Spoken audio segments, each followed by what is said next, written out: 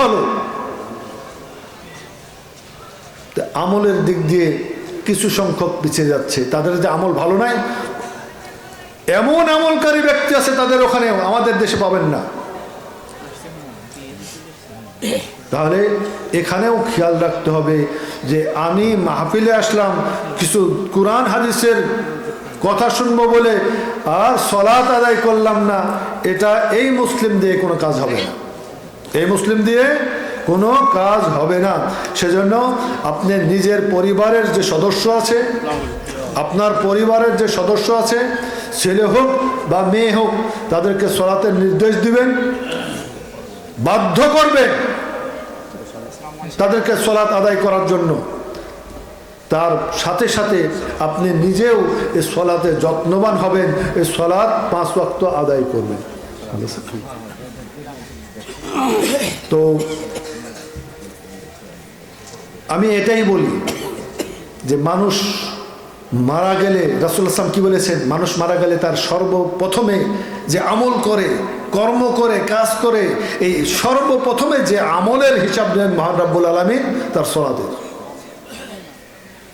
রাসূলের কথা আপনি যদি এখানে পাশ করেন, সঠিক হয় আপনার এই সালাতের হিসাবটা, আপনার বাকি হিসাব পরবর্তী ধাপের যত আমল আছে হিসাব সহজ হয়ে যাবে।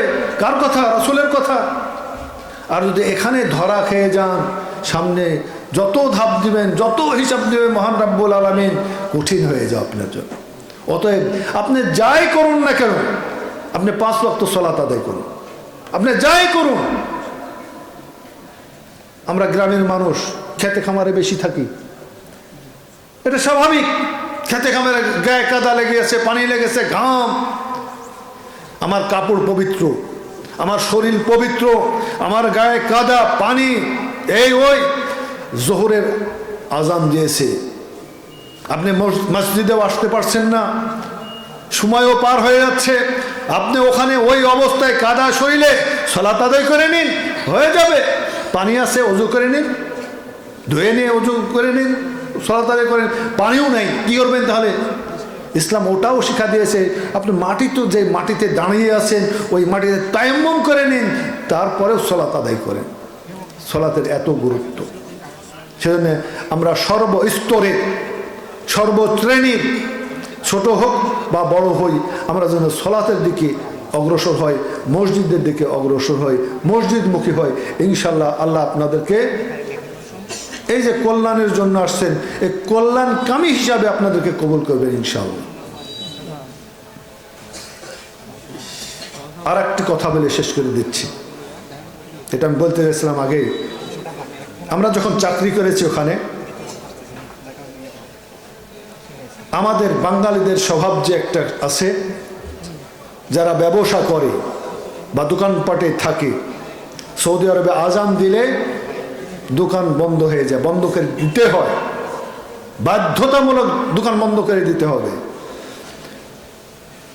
অন্যান্য দেশের মুসলিমরা দোকান বন্ধ করে দিয়ে মসজিদে ঢুকছে, ইন্ডিয়া, পাকিস্তান, নেপাল, শ্রীলঙ্কা, আরও দেশ, ফিলিপাইন, যারা সাধারণ কর্মজীবী হিসাবে যারা গেছে, মুসলিমরা মসজিদে যাচ্ছে আর বাঙালিরা ভাগ হয়ে যায়।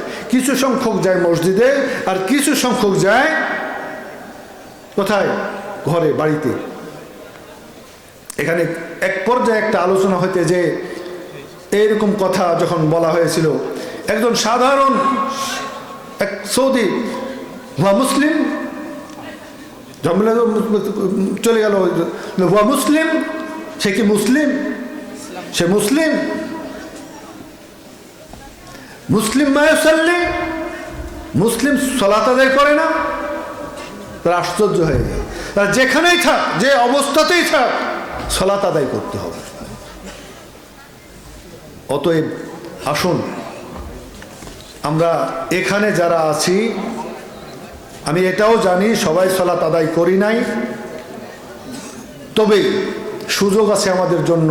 আমরা তওবা করে, আজকে তওবা করব, তওবা করার পরে 5 ওয়াক্ত সালাত ধরব। আমরা যেখানেই থাকি না কেন, যে অবস্থায় থাকি না কেন, যে এলাকাতেই থাকি না কেন, যেখানেই যাই না কেন, আমরা যেন 5 ওয়াক্ত সালাত আদায় করি। আল্লাহ আমাদের সে তৌফিক দান করুন, আমিন। ওয়া আখির দাওয়ানা আনিল হামদুলিল্লাহি রাব্বিল আলামিন। আসসালামু আলাইকুম ওয়া রাহমাতুল্লাহি। ওয়া আলাইকুম আসসালাম।